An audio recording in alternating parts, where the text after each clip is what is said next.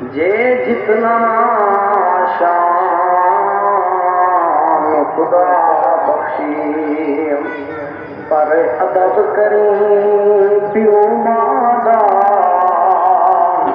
High ماں نراز الکما پہ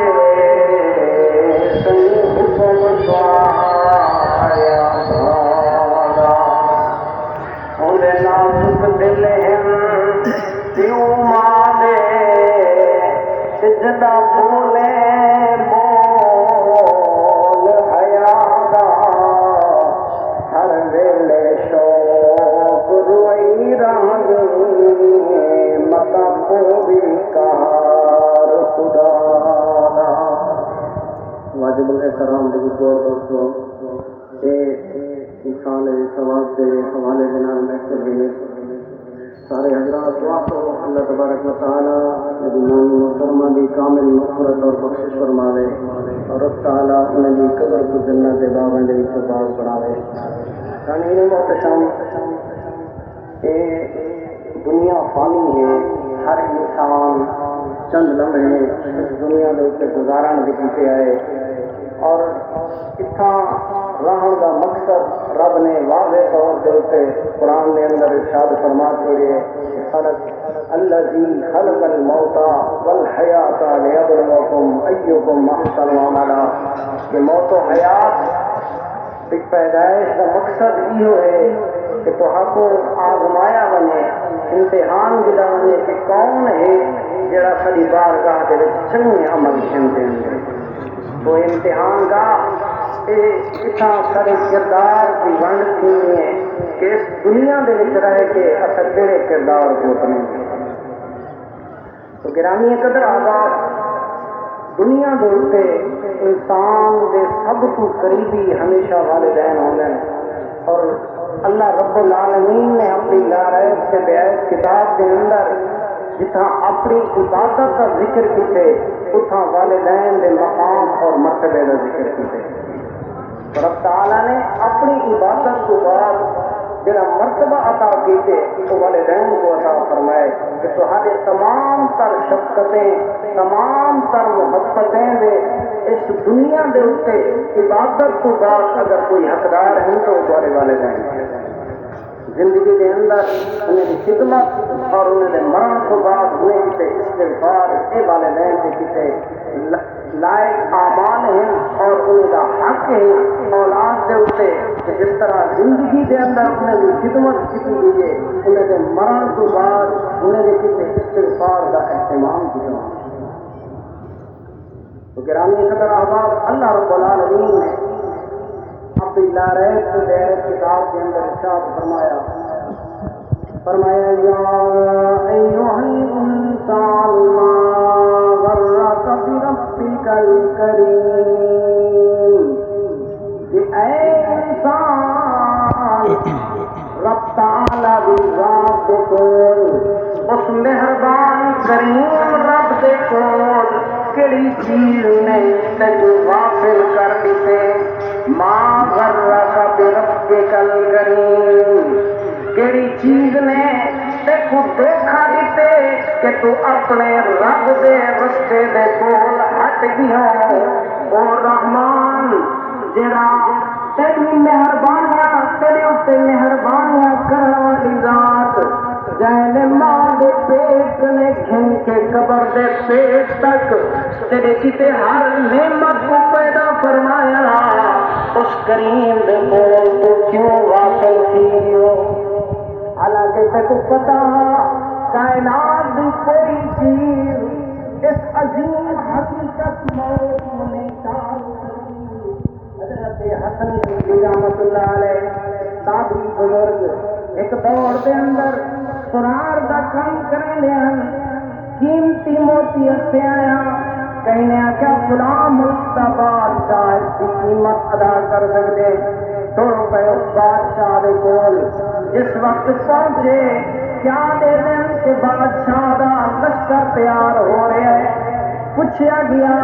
کہ میں تو خصوصی ملاقات کرنی ہے فرمایا اج کے دن بادشاہ کے نال ملاقات نہیں کرے گا اج جل کے دیکھو کہ بادشاہ اس پورے دن کے اندر کیا کریں گے. حضرت امام حسن بصری رحمت اللہ علیہ تر پہ بادشاہ دا لشکر تریا جنگل دے اندر گئے. ایک قبر ہے اس بادشاہ دا تخت بھی لگا دیتا گیا. لشکری بھی موجود ہیں, سپاہ سالار بھی موجود, علماء بھی موجود, بادشاہی حکیم بھی موجود, نوکرانیاں بھی موجود. فرمایا اس قبر دے کول سب کو پہلے لشکر آیا, لشکر دا سربراہ بھی آیا, قبر دے قریب کھڑا ہو گیا. لازے تو بعد وہ چلے گئے. شاہی حکیم, شاہی علماء, فضلاء, قراء, انہاں دا لشکر آیا. وہ بھی آ کے قبر دے قریب کھڑ دن, کچھ لاگا کچھ آپ کے واپس بنے دن. اس تو بعد حکیم آئے,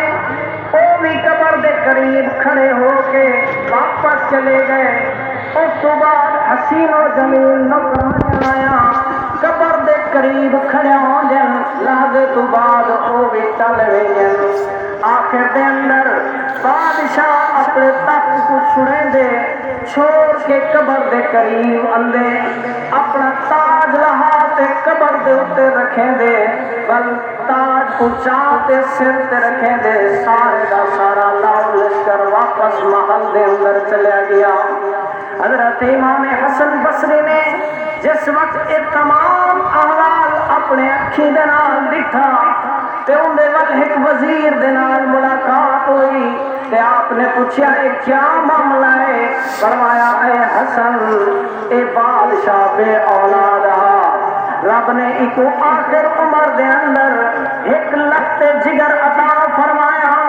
او بڑا ہویا, چلن پھرن دے قابل ہویا. ہکی رات دے اندر پیٹ دے درد ہویا. موت نے آ کے کو باپ دے کو جدا کر دیتا. اور ہر سال جس وقت ان کی موت کی تیمار اندیے, بادشاہ سارے کو گھن کے اس لخت جگر دی قبر دے اتے اندے سب تو پہلے فوج دا سپاہ سالار قبر دے اتے آتے آدے, او شہزادہ اگر جنگا کر کے موت کو ٹالیا بن سکدا,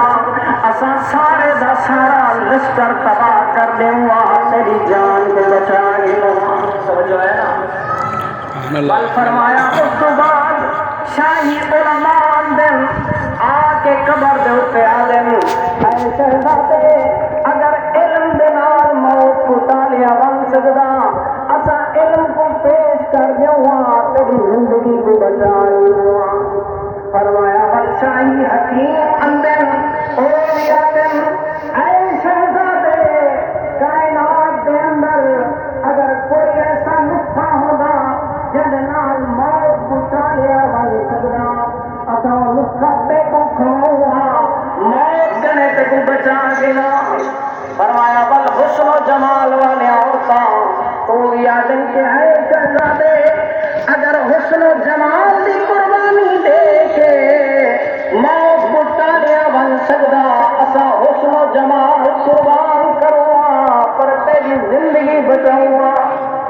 آخر دے اندر بادشاہ دے تاج لہیں دے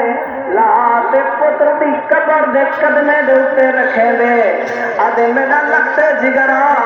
اگر شاہی تخت و تاج قربان کر کے موت کو ٹالیا بن سکدا, تیرا والد تخت قربان کریا پر تیری زندگی بچا گیا. لیکن میرے خالق دا فرمان ہے کیا, اللہ فرمائے دے کل من علیہا فان ویبقا وجہ ربک ذو الجلال والاکرام. فرمایا پترا اے ذات قدیم ہمیشہ رہنے والی ہے, باقی جو کچھ بھی اس نے پیدا کیتے سارے دا سارا فنا ہو جانا ہے. حضرت ابو محمد بخش فرمایا بڑے بڑے شاہزور ہزاراں اس دنیا اندر